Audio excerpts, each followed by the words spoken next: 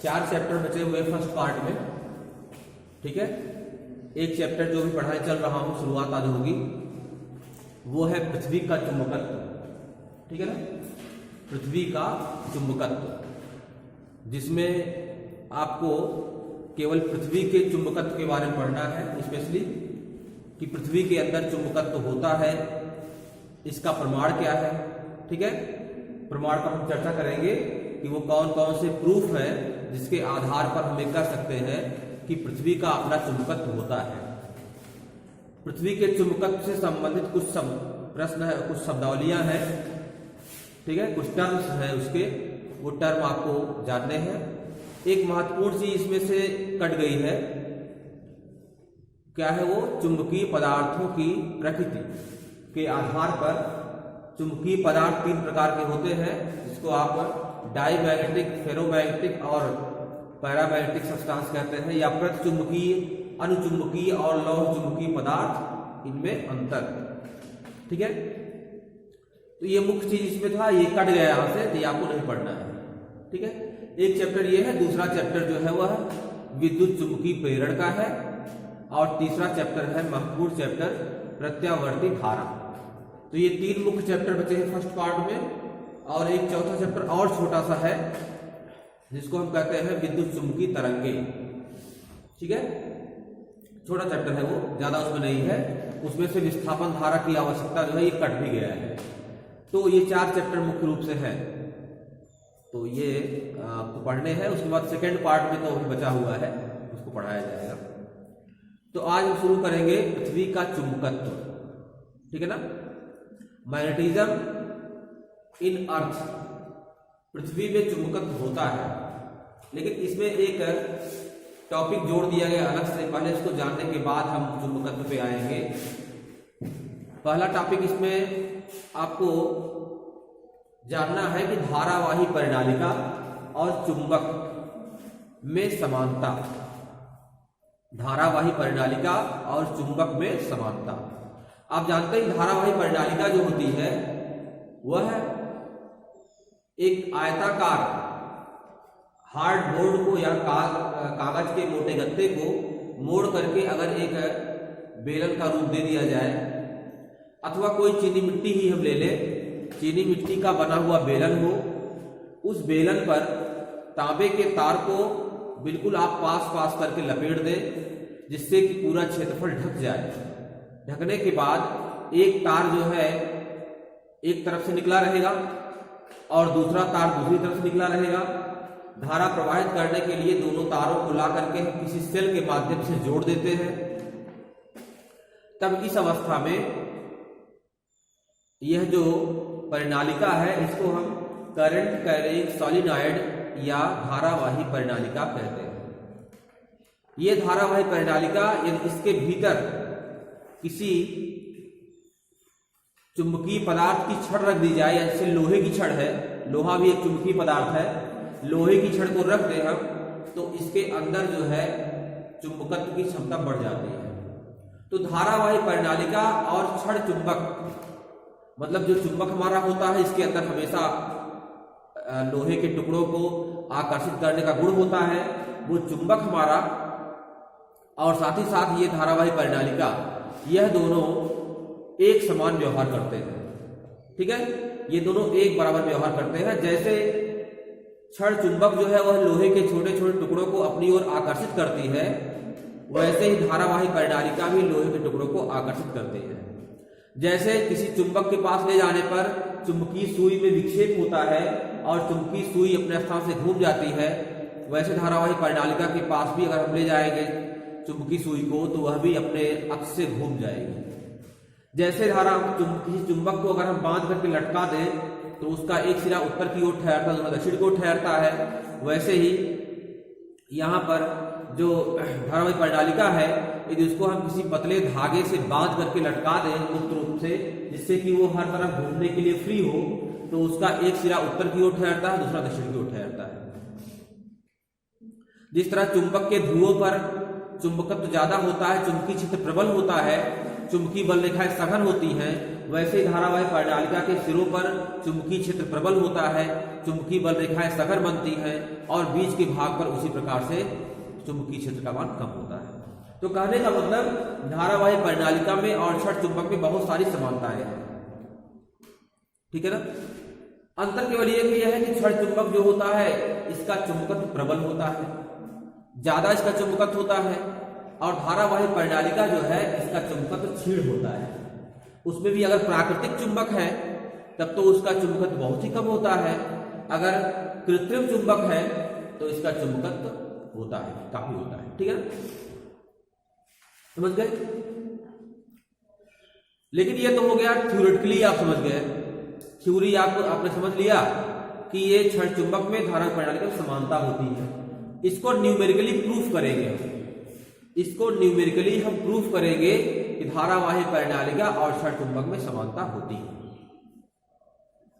जैसे कोई चुंबक है, आपको इसके पहले टॉपिक में पिछले वाले चैप्टर बताया गया था, कोई चुंबक अगर हमारे पास है तो इस चुंबक के अक्षीय मतलब अक्ष की दिशा में, ठीक है, अक्ष की दिशा में किसी बिंदु पर चुंबकीय क्षेत्र की तीव्रता का फार्मूला होता है B बराबर μ0/4 पाई इंटू 2m/r³।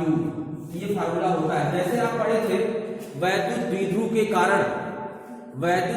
के कारण किसी बिंदु पर विद्युत क्षेत्र की तीव्रता, तो फार्मूला जानते हैं E बराबर 1/4 पाई एप्सिलॉन 0 इंटू 2p/r³। ये फार्मूला पहले चैप्टर पढ़े थे। जिस प्रकार से यह वैद्युत क्षेत्र की तीव्रता के लिए फार्मूला है, वैसे ही ये चुंबकीय क्षेत्र की तीव्रता के लिए फार्मूला है। सेम वही फार्मूला है, ये भी इसके पहले था। यद्यपि इसका जो प्रूफ है सिद्ध कैसे करेंगे, ये कोर्स से कट गया है। लेकिन इतना आप याद रखिए कि चुंबक को हम कहते हैं चुंबकीय द्विध्रुव, क्योंकि चुंबक में ऑलरेडी दो ध्रुव होता ही है, एक साउथ पोल होता है, नॉर्थ पोल होता है। तो ये अक्ष की दिशा में अगर पूछा जाए क्या होगा चुंबकीय क्षेत्र की तीव्रता, तो B बराबर μ0/4 पाई इंटू 2m/r³। अगर विलक्षी में पूछा जाएगा तो B equal to μ0/4 pi into m/r³। 2 हट जाएगा वहां से, ठीक है, यहां से 2 हट जाएगा तो m/r³ ही रह जाएगा। ये होता है। तो अब ये तो हम जानते हैं चुंबक के लिए सत्य है। तो अगर चुंबक की तरह व्यवहार धारावाही परिणालिका का भी हो रहा है, तो धारावाही परिणालिका के अक्षीय स्थिति में भी यही सूत्र निकलना चाहिए। ये सूत्र जो हमने न्यूमेरिकली प्राप्त किया था चुंबक वाले में, यही सूत्र धारावाही परिणालिका के केस में भी होना चाहिए। चलिए इसको प्रूफ करेंगे। धारावाही परिणालिका वाले केस में जानने से पहले आप ये जान जाइए कि कोई धारावाही परिणालिका अच्छी तभी मानी जाएगी जब उसकी लंबाई, ठीक है, ज्यादा हो, उसकी मोटाई कम से कम, तब वह अच्छा माना जाएगा, ठीक है। चलिए यहां पर बनाते हैं धारावाही परिणालिका। लंबाई इसकी ज्यादा है, मोटाई के सापेक्ष ध्यान जाइएगा। इसकी लंबाई मानते हैं 2l।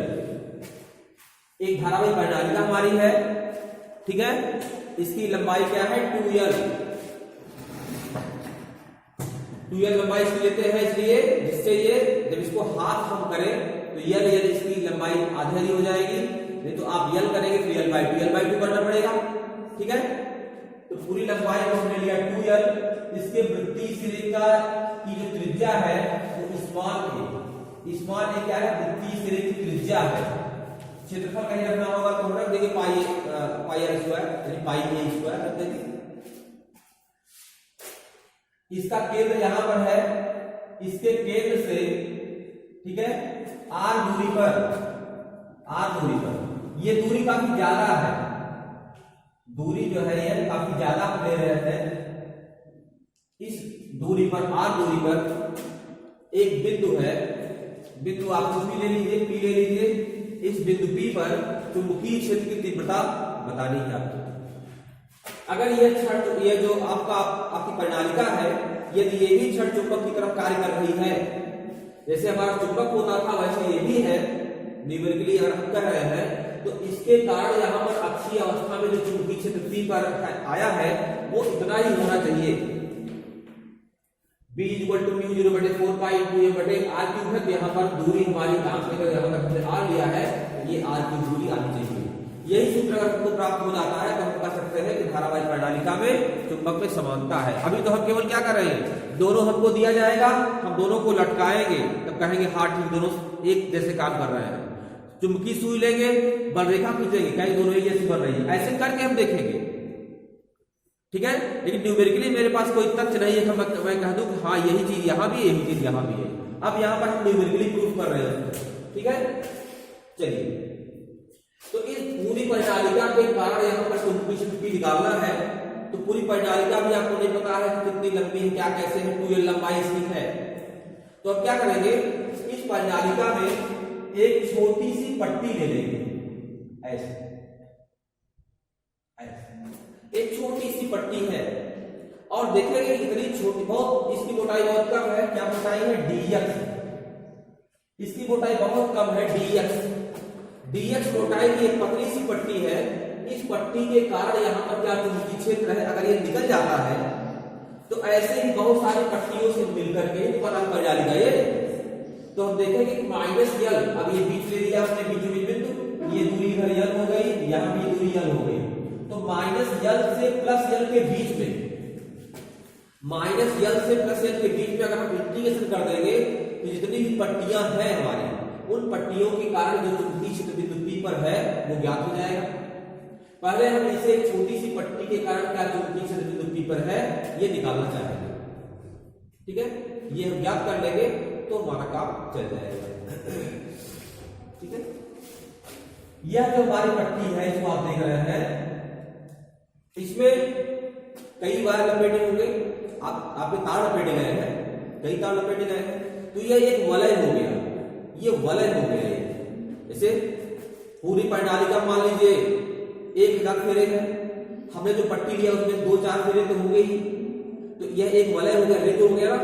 तो किसी रिंग के कारण, ध्यान दीजिएगा, किसी रिंग के कारण या वलय के कारण उसके केंद्र से r दूरी पर इस बिंदु पर चुंबकीय क्षेत्र की तीव्रता, अगर आपको याद हो, किसी वलय के कारण उसके अक्ष से r दूरी पर चुंबकीय क्षेत्र की तीव्रता यदि आपको याद हो तो याद कीजिएगा, ये फार्मूला होता है B बराबर μ0 N I a² ब्रैकेट में a² प्लस x² भागे, ये फार्मूला होता है। अगर आपको याद हो तो ये फार्मूला होता है μ0 Ni a² प्लस x² भाग 3/2। a क्या है, ये वलय की त्रिज्या है, वलय जो हमारा उसकी त्रिज्या है। x क्या है, वलय के केंद्र से उस बिंदु की दूरी है, ठीक है। ये यही मूल सूत्र आपका है। यहाँ पर ये क्या है, वलय है, ये वलय जो है यहां से, कहां से, केंद्र से, वलय जो है केंद्र से x मीटर दूर है। मान लिया हमने कि वलय केंद्र से x मीटर दूर है। अगर केंद्र से ये वलय x मीटर दूर है तो इस वलय से यह बिंदु कितनी दूर होगा, ये बिंदु दूर हो जाएगा, आप कीजिएगा r - x मीटर दूर हो जाएगा। पूरी दूरी यहां से लेकर यहां तक की r है और x मीटर दूर पर ये वलय हमारा है। तो वलय से यहां से दूरी पूछी जाएगी, क्योंकि वलय से दूरी हम लेंगे यहां बिंदु P की, तो वो दूरी हो जाएगी r - x हो जाएगा। एक एक स्टेप समझिएगा, कहीं कोई कंफ्यूजन आपको नहीं होना चाहिए।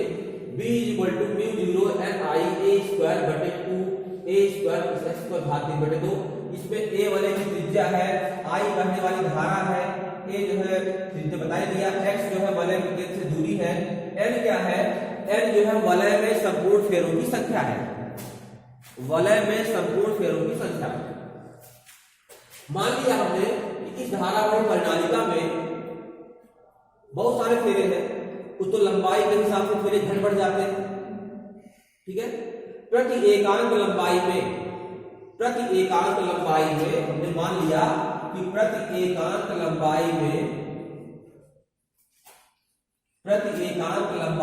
फेरों की संख्या, प्रति एकांक लंबाई में फेरों की संख्या बराबर स्मॉल n। जहां स्मॉल n कहीं यूज होगा वहां ध्यान जाइएगा कि प्रति एकांक लंबाई में फेरों की संख्या है। कैपिटल N जो है संपूर्ण पदार्थ में फेरों की संख्या है। तो प्रति एकांक लंबाई में फेरों की संख्या स्मॉल n, तो dx लंबाई की पट्टी है, पट्टी की मोटाई क्या है dx, तो dx मोटाई में फेरों की संख्या हो जाएगी n into dx। n into dx जो है ये संपूर्ण फेरों की संख्या है उसी dx मोटाई की पट्टी में। इतना क्लियर हो गया बात? चलिए इसको नहीं मिटा रहा है, इसी से हमको तुलना करनी है। चलिए ध्यान दीजिएगा इधर। अब हम यहां पर इसका यूज कर रहे हैं, ठीक है। B बराबर चुंबकीय क्षेत्र वलय के नाम पर बता रहे हैं, वलय पर ध्यान दीजिएगा। वलय के कारण चुंबकीय क्षेत्र यहां पर क्या होगा, इस सूत्र का उपयोग करेंगे तो μ0 रख देंगे पहले हम। कैपिटल N में संपूर्ण फेरों की संख्या वलय में संपूर्ण फेरों की संख्या हो गई ये n dx हो जाएगा small n into dx। dx मोटाई के वलय में फेरों की संख्या है, I आपका रहेगा ही, A वही है त्रिज्या है, वलय की त्रिज्या जो इस परत इस परिणालिका की त्रिज्या है वही तो वलय की त्रिज्या हो जाएगी a स्क्वायर अपान a आपका वही रहेगा a स्क्वायर। x क्या है, वलय के केंद्र से यहां वलय से लेकर के बिंदु तक की दूरी है, तो r माइनस x होगा, तो r माइनस x का होल स्क्वायर घाते यहां पर हो जाएगा 3/, ये इतना हो जाएगा b equal to μ0 n dx i a square upon r square plus r minus का होल स्क्वायर का 3/, ये हो गया। अब इस वलय के कारण यहां पर क्या चुंबकीय क्षेत्र है वो हमने निकाल लिया, ठीक है। अब चूंकि वलय के कारण किया है चुंबकीय क्षेत्र कम होगा, इसको हम dB कर देते हैं, यहां पर इसको dB लगा देते हैं, ये चुंबकीय क्षेत्र की तीव्रता हो जाएगी वलय के नाते। और B क्या करेंगे, B अभी हम पूरे परिणालिका के कारण जो चुंबकीय क्षेत्र है वो कर लेंगे। अब हम दोनों पक्षों का इंटीग्रेशन करेंगे और यहां लिमिट लगाएंगे -L to plus L, x is equal to -L to plus L। यहां से लेकर के यहां तक ऐसे जितने भी वलय बनेंगे उन सभी वलय के कारण जो चुंबकीय क्षेत्र है वो यहां पर जुड़ जाएगा। तो -L से प्लस L के बीच में इसका हम कर देंगे इंटीग्रेशन, तो हो जाएगा ये b इक्वल टू, अब ध्यान दीजिए यहां पर कॉमन निकाल लीजिए बाहर सबको, μ0 बाहर हो गया, n बाहर हो गया, μ0 बाहर हो गया, n बाहर हो गया, dx को छोड़ दीजिए वहां पे, i बाहर हो गया, a स्क्वायर बाहर हो गया, नीचे आ जाएगा a square plus r minus x का होल स्क्वायर घात 3/, तो सब चीज बाहर हो गई। इंटीग्रेशन यहां बचेगा केवल dx, लिमिट हो जाएगी -L टू प्लस, लिमिट हो गई यहां पर -L टू प्लस। कितना हो गया ये? अब देखिए यहां पर आपको जानना चाहिए कि अगर परिणालिका आदर्श है, परिणालिका यहां पर क्या है, आदर्श है, तो आदर्श परिणालिका के लिए जो लंबाई है L वह इसके त्रिज्या के सापेक्ष बहुत बड़ा होना चाहिए, त्रिज्या के सापेक्ष बहुत बड़ा होना चाहिए। और यहां पर जो ये बिंदु हमारा है बिंदु P, ठीक है, वह इस परिणालिका से काफी दूर होना चाहिए, अर्थात यहां पर r जो है वह x के सापेक्ष बड़ा होना, क्योंकि x को यहां पर आपने अपने मन से माना हुआ है, हमको परिणालिका के सापेक्ष बिंदु P निकालना है तो x को हटाना पड़ेगा, तो x के सापेक्ष ये जो दूरी आपकी है इसके सापेक्ष यह जो बिंदु P की दूरी है केंद्र से वो बहुत ज्यादा है, तो r is greater than x, very greater than x, और L is very greater than a। यह दोनों कंडीशन फॉलो होने चाहिए, तभी जो है परिणालिका आदर्श परिणालिका के साथ कार्य करेगी। कर दीजिए यहां पे क्या हो जाएगा, r माइनस x है यहां पे, चलिए b इक्वल टू हो जाएगा μ0 n i, स्मॉल m रहेगा n i a square upon x जो है बहुत छोटा है r की तुलना में, तो x यहां चला जाएगा, क्या मिलेगा, केवल आर मिलेगा आपको यहाँ पे, तो क्या हो जाएगा आर इसका स्क्वायर हो जाएगा, तो ए स्क्वायर प्लस आर स्क्वायर हो जाएगा और खाते 3/2 हो जाएगा। आर जो है, देखिए यल जो है आर की तुलना में बहुत बड़ा है, यल जो है वो आर की तुलना में बहुत बड़ा है, इसलिए यहां पर अगर ए स्क्वायर प्लस आर स्क्वायर आएगा, ध्यान दीजिएगा हर चीज, यहां ए स्क्वायर मिलेगा, यहां पर क्या मिलेगा आर स्क्वायर। एक्स को हमने इग्नोर कर दिया, एक्स को इग्नोर कर दिया हमने, तो यहां पर क्या मिलेगा आर स्क्वायर मिलेगा केवल, तो हो जाएगा ए स्क्वायर प्लस आर स्क्वायर भाग 3/2। तो ए की तुलना में यल बहुत बड़ा है, ठीक है, और यल से बड़ा जो है वो क्या है आर है। अरे लंबाई ये दूरी ज्यादा है ना, यहां से यहां तक की दूरी आर है, तो इसकी लंबाई यल जो है इस यल की तुलना में आर बहुत ज्यादा है, और यल जो है वो ए की तुलना में बहुत ज्यादा है। कहने का मतलब ये जो आर यहाँ बचेगा वो ए की तुलना में बहुत बड़ा होगा, तो आर स्क्वायर की ए स्क्वायर की तुलना में आर स्क्वायर तो और भी बड़ा होगा, ए स्क्वायर को भी हम इग्नोर कर देंगे, ए स्क्वायर भी चला जाएगा, यहाँ केवल क्या मिलेगा आर स्क्वायर, बस आर स्क्वायर मिलेगा, आर स्क्वायर भाग मिलेगा 3/2, 2 से 2 कटेगा, यहाँ पर मिलेगा आर क्यूब, तो यहाँ क्या मिल जाएगा आर क्यूब, बाकी सब छूट जाएंगे, ठीक है ना। फिर से आप समझ लीजिएगा उसको अच्छे से, उसको मिटा ले रहे हैं, ठीक है।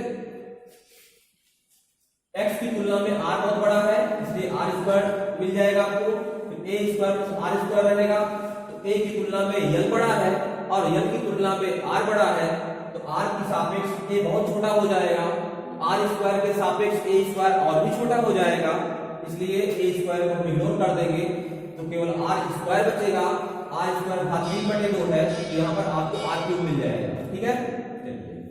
अब यहाँ पर माइनस L2 प्लस यल है, dx है, dx का इंटीग्रेशन x होता है, और ये हो जाएगा माइनस L2 प्लस यल, इस तरह हो जाएगा,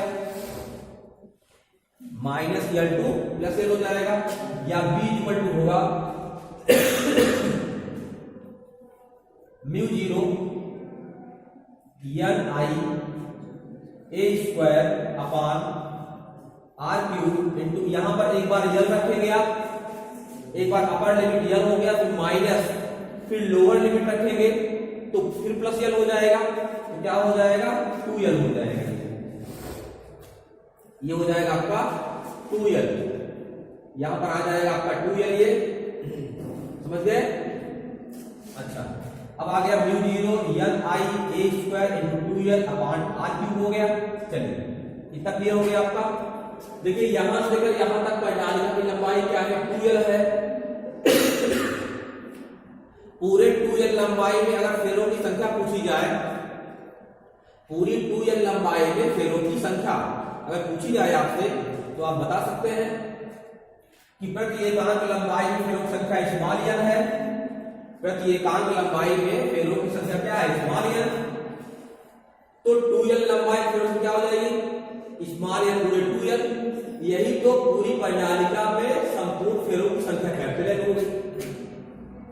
कैपिटल n जो है पूरी परिणालिका में संपूर्ण फेरों की संख्या हो गई, तो 2n गुणे यल है, 2ll की जगह पर आप कैपिटल n लिख सकते हैं, तो यहां हो जाएगा 2nl, इन तीनों की जगह पर क्या लिख देंगे हम कैपिटल n कर देंगे, तो b इक्वल टू हो जाएगा μ0, यहाँ पे i a स्क्वायर नहीं है, इसकी जगह पर कैपिटल n, तो कैपिटल n हो गया, i हो गया, a स्क्वायर हो गया, इन तीनों की जगह पर हो गया आपका capital n, i a square नहीं है, बटे हो गया 2r क्यूब, ये हो गया आपका। अब देखिए किसी भी चुंबक का चुंबकीय आघूर्ण, किसी भी चुंबक का चुंबकीय आघूर्ण या किसी भी धारावाहिक परिणालिका का चुंबकीय आघूर्ण, चुंबकीय आघूर्ण का सूत्र आप पहले से पढ़े थे, M इक्वल टू NIA। आपको याद है चुंबकीय आघूर्ण बताया गया था पिछले चैप्टर में, चुंबकीय आघूर्ण किसी भी चुंबक का या धारावाहिक कुंडली कोई हो उसका चुंबकीय क्षेत्र होता है M इक्वल टू NIA चुंबकीय आघूर्ण। इसके पहले वाली वीडियो में अच्छे से समझाया गया है। तो चुंबकीय आघूर्ण क्या होता है, NIA। इसी से तो आप जो है निकाले थे चुंबकीय बलयुग्म का आघूर्ण NIAB sin थीटा। तो NIA की जगह पे आप m रखे थे, MB sin थीटा कहे थे उसको। तो चुंबकीय आघूर्ण m की वैल्यू होती है NIA। n क्या होती है, अगर कुंडली है तो संपूर्ण फेरों की संख्या, I जो है वो बहने वाली धारा उस कुंडली में, A क्या है कुंडली का क्षेत्रफल। ठीक है, इन तीनों का मल्टीप्लाई m के बराबर होता है। यहाँ पर n हमारे पास है, I हमारे पास है। ठीक है, क्षेत्रफल क्या होगा इसका, क्योंकि त्रिज्या को हमने a मान रखा है, तो क्षेत्रफल होगा पाई a स्क्वायर। वृत्त का क्षेत्रफल होता है पाई a स्क्वायर ना, तो हो जाएगा पाई a स्क्वायर। तो यहाँ पर a की जगह हमको स्मॉल a स्क्वायर मिला है, अगर पाई इसमें रहा होता तो कैपिटल A लिख देते यहाँ पे। तो हम क्या करेंगे, यहाँ पर पाई से गुणा करेंगे और यहाँ भी पाई से गुणा करना पड़ेगा। अब ध्यान दीजिएगा, b इक्वल टू हो जाएगा म्यू 0, यहाँ पे लिख दिया हमने NI, और पाई a स्क्वायर क्या होता है, क्षेत्रफल होता है। तो यह दोनों मिल करके a के बराबर हो गए। तो अब ये NI और ये पूरा आपका a हो गया, इसी को तो हम m बोलते हैं, m हो गया।